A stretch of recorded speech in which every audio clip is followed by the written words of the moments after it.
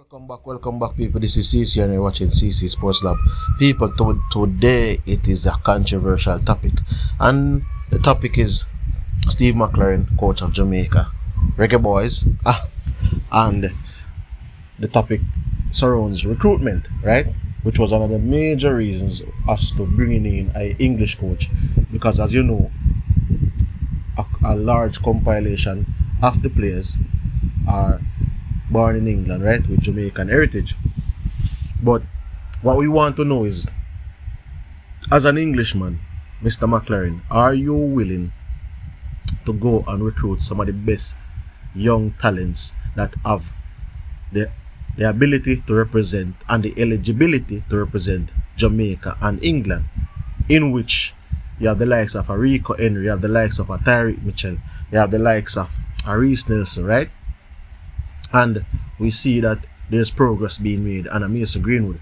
But if the likes of a Rico Henry and a Tyreek Mitchell and a Reece Nelson don't walk through that door, even the likes of a Omari Hutchinson, who is now in the U21 setup, if these players don't walk through the door for the senior Jamaica Reggae Boyz team, can the fans say Steve Mclaren is a double agent?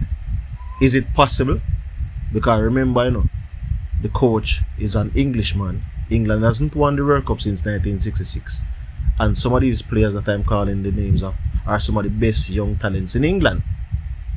So is it that he's conflicted of going for some of these young talents? Or will he, irrespective of his birth and his nationality, go for some of these talents to come and represent the Jamaica Reggae Boyz, given that this is his job, this is his profession, right? That's one of the things that affects international management, because sometimes you get coaches, especially in this era of recruitment, right? You get coaches that are coaching a separate national team, and some of the players that are eligible, in this case Steve Mclaren coaching Jamaica, and some of the players that are eligible to play for Jamaica are English born players that are also eligible to play for England. So, Mr. Mclaren, you need to answer this question. Are you conflicted going for some of those younger players? Because in the press conference, it seems like you were preferring to go for the older players who you're basically saying they would know where they stand in terms of not being on the fringes of the England national team when you're like 28, 29, 30, because you have these young guns gunning for those positions.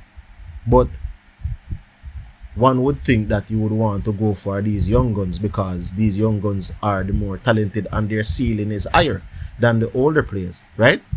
So that question needs to be asked and that question needs to be answered.